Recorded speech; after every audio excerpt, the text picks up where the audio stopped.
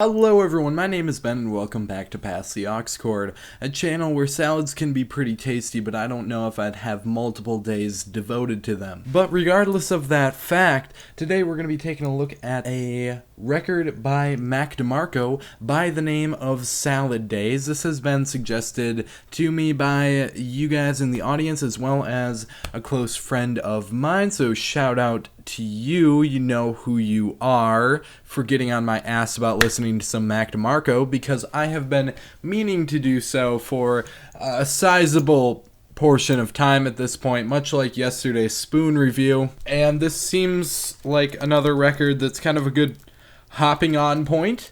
So, hop we shall, with the first track, also the title track, Salad Days. Now, I'm really excited to get into this one in particular because I have heard the phrase Salad Days in relation to this album, of course, and always wondered what exactly the fuck that. And as I'm typing in search for the lyrics here, it's looking like other things are coming in as suggestions before I type in Mac DeMarco, and now I'm concerned that I'm out of the loop. But you know what, we're gonna get into it real fast here.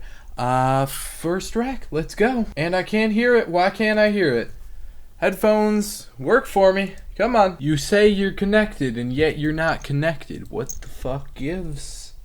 What gives? Aha! Oh, that's not the start of the song. On my shoulder, rolling through life, you roll over and die. That's a very endearing quality to his voice already. Oh, that doesn't explain it for me. Okay, annotation is cleared a little bit up for me, maybe.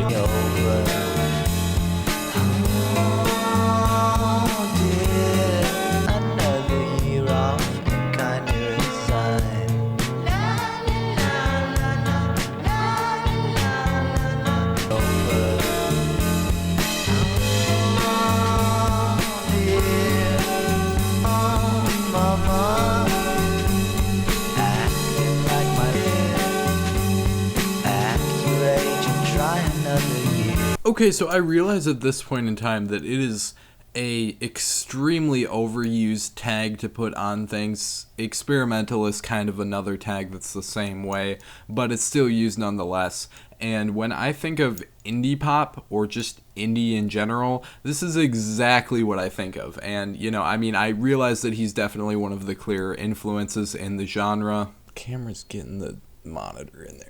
There we go. That's a little more centered. Just very acoustic, kind of chill, kind of peaceful, but having some introspective lyrics on here. I do really like his lyricism when he's not just kind of scat singing as the lyrics would say as it's written, but you know, he does have some smart stuff that he says on here. It's very much so nostalgic and reminiscing in the past, and then there's the aspect of, you know, it seems like on this song he's still young but he feels like he's getting too old, acting like my life's already over, that, you know, thing going on there. Pretty typical angle that you see a lot of songs written about, but always is one of the ones that hits really well, especially as you age more and more in life, I've found. Blue Boy is the name of the next song. I really like the guitar melody on here. It's kind of, I think it's got some reverb on it too. I feel like he might be talking to his younger self on this song, if I'm not incorrect. Pause. He said honey, and it instantly reminded me of Speedway by Black Midi. I've got the vinyl up here. I listened to this record too much, and this is a useless observation, but it was so spot on that it popped in there, and now you're never going to be able to unhear it if you listen to both of the songs back to back. I'm just letting you know.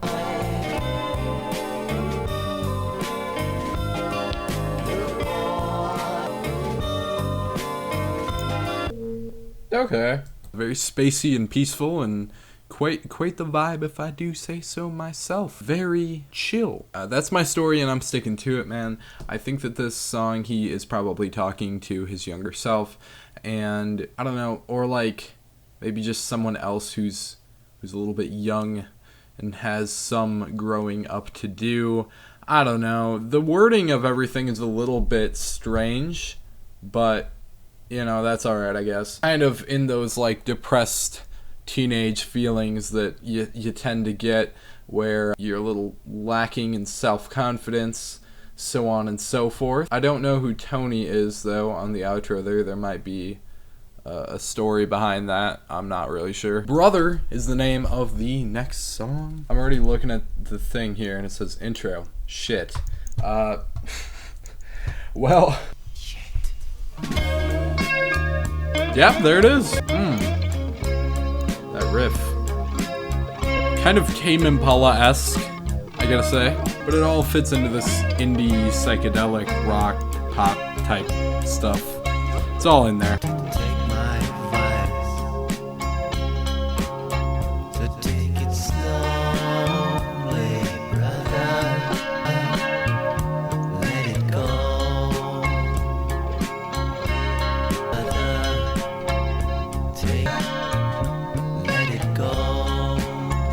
The bass is very subtle on this track, but it's also very present in the mix.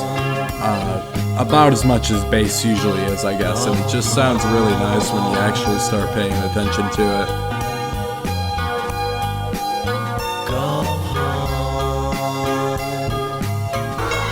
That's interesting. I do feel like this is definitely vocals happening here, but I'm not really quite sure what he's trying to do with his voice. I'm also not sure if I love it or I hate it. Also sounds like there may be dolphins in the mix. Sonically very similar to the songs before it. This one may have been the most psychedelic sounding one, though. Once again, some strong Tame Impala vibes happening on this particular track for sure. Interesting track, though. Kind of seems to be talking to a person who's in a very bad place. I've noticed on this album so far, he seems to be giving a lot of advice, maybe to some like younger fans who haven't had certain things happen to them in their life yet and want something to go to for that sort of support.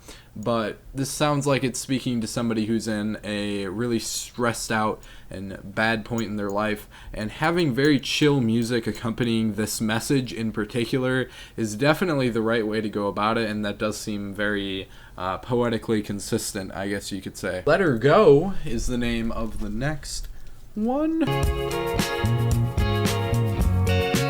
Just about every riff on here just does not cease to make me happy.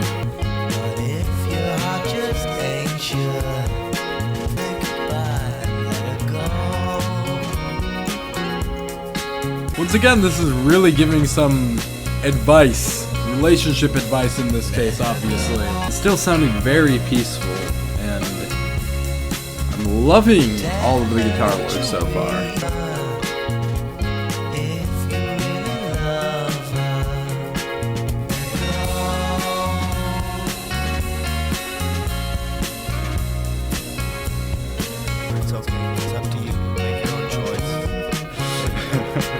He definitely has a certain level of charisma, and that's really shown on that spoken section. Nice little fade out here.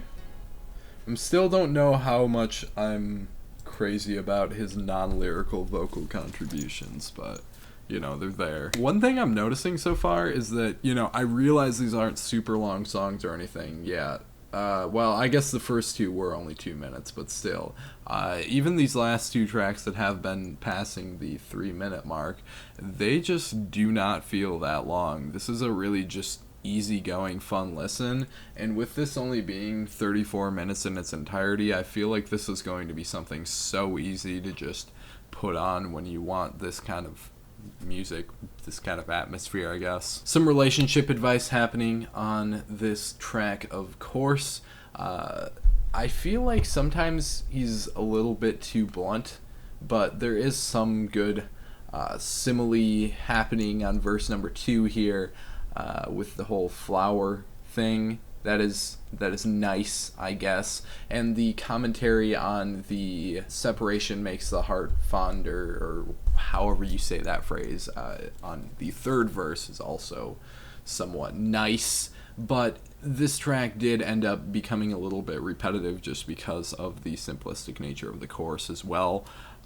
Overall, though, really nice instrumental work. It's pretty sonically similar to everything, but once again, I don't think this is really going to be a long enough listen to make that tiring at all. Goodbye Weekend is the name of the next song. The way it's a little bit detuned makes it sound more psychedelic, and I do kind of like that. And what they're creating is on life, sometimes rough, but generally speaking, my life. Well, honey, that's fine, just know that you're wasting your time. May help out the country boy, but it won't work out on me. Thinking I'm fine. If you don't agree with the things that go on within my life. Alright. I can definitely deal with this little solo we're getting on here. I did find this to be one of the more unimpressive tracks until that. That kind of saved it for me. So on this track, he's definitely talking about certain things that he does that might not align with everyone's moral compass, or things that they think people should or should not be doing, and is still finding solidarity in the fact that he's probably just going to do those things anyways. Now, one thing I don't really like about it is the fact that he's pretty much spent the first half of this LP at this point giving advice, so to not want to take any does seem a little bit hypocritical. However, you know, I mean, take it as you will. That is generally the sort of person who's going to give the best advice, I guess. Very sonically similar to the other songs on the album otherwise. If this wasn't in the context of this album, I would think that it's written really well. You know, he's still a little bit just kind of blunt about everything, and that's perfectly okay. Would be nice to see it go a little bit further in some degrees, but I do like it nonetheless.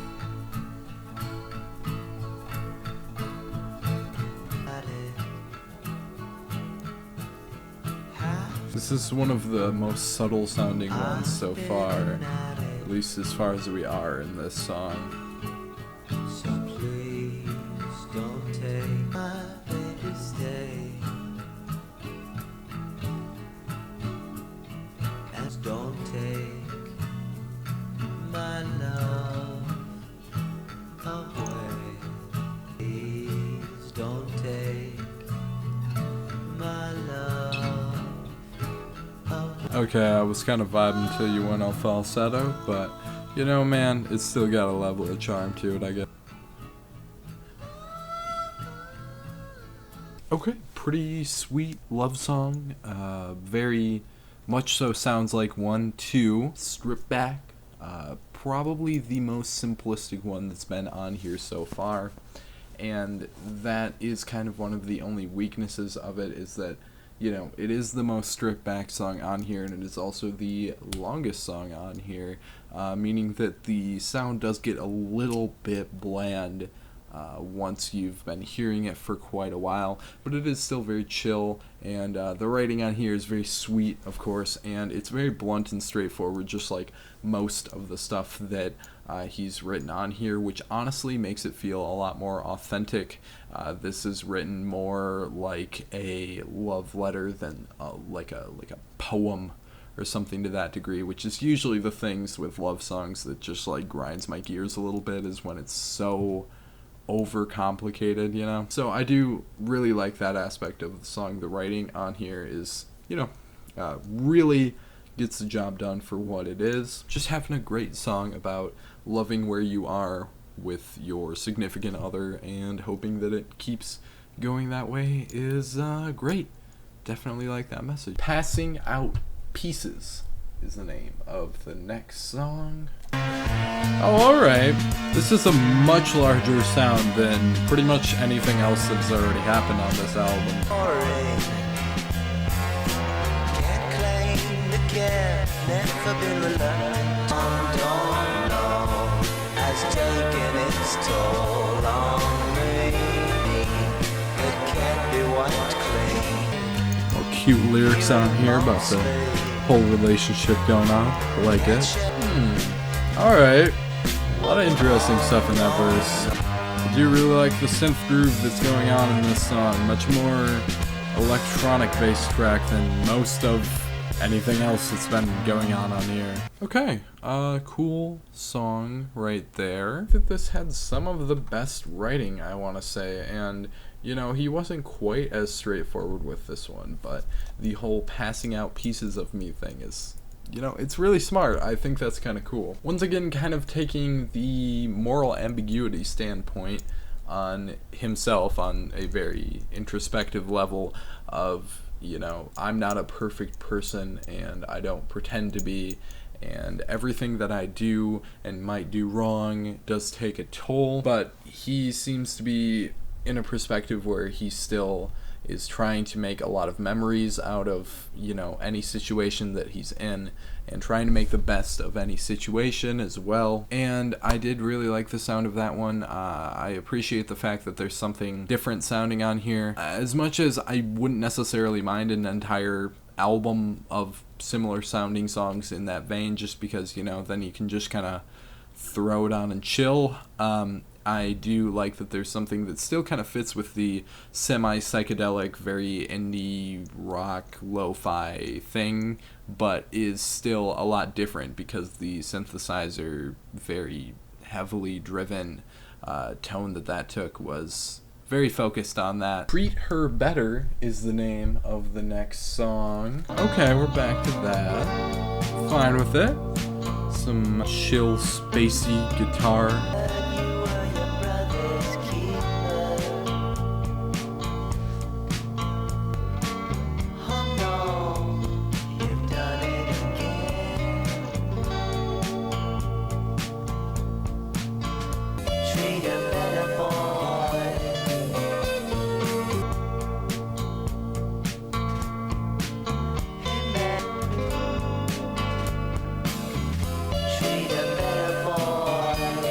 I really like the style of playing that's been on most of this album. The way that each note kind of just sways through, I guess.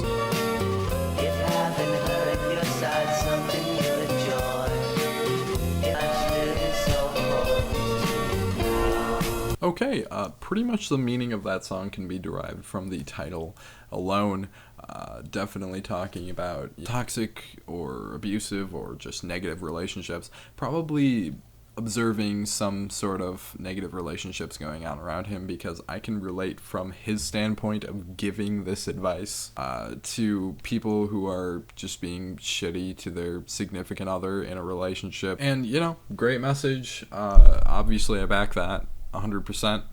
Definitely going back to some of the similar sounds of the earlier part of the album. I do like this sound. Once again, I made a few comments, especially on the guitar work, where I do really like that, but I feel like maybe, you know, you could have went for something more different for the second half of this album, and I'm hoping that we get at least one more song where it sounds a little bit different. But if not, like I said, I'm totally okay with it one way or the other.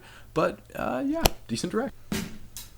Some nice drumming on here. Alright, that's not something that's usually totally noticed. Wow. Okay, caught off guard. This sounds amazing. Not that the rest of it didn't, but you know what I'm saying. Really good vocal melody on this track. For sure. Oh, hold up. I've definitely heard this song. I have no idea why I didn't just keep reacting to the song even though I did know it. I mean, usually that's kind of standard protocol for this. It's just that now I understand it in the context rather than outside of it. So I'm not really sure what was going through my head in this moment, but either way, this ends up being one of my favorite songs, so I kind of wish I did.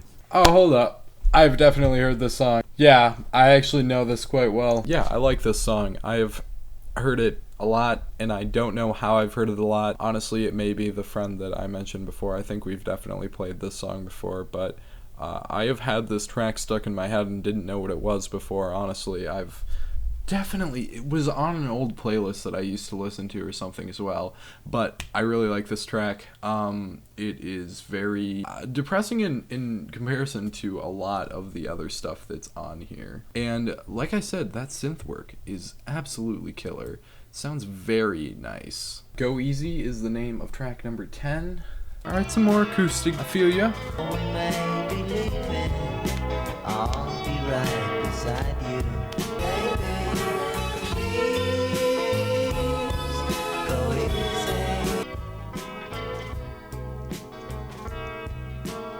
I really like the slower pace of this track. It definitely takes the going easy somewhat literally to the point of it being the sound of the song.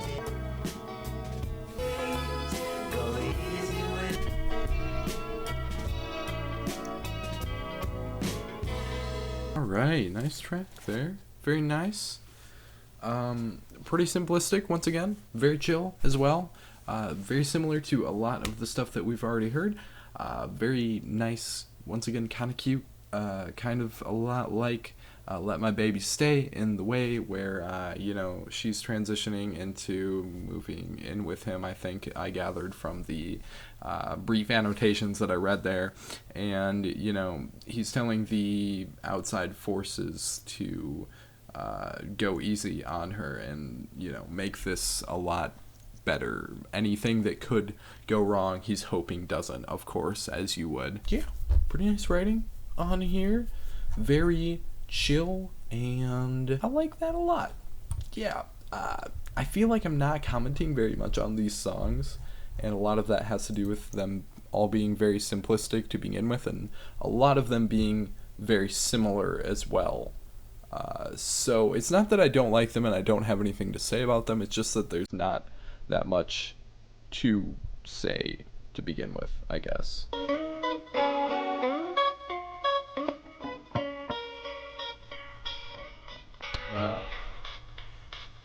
This is different. Apparently this track is an instrumental as well.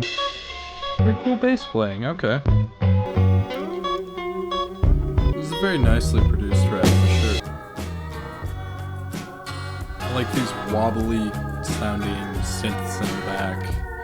Adds a layer of atmosphere to it for sure. Silence. Cool. Alright. I like that there was a little bit of a switch up right at the end there. I think that an instrumental cut is always a tasteful choice for an outro.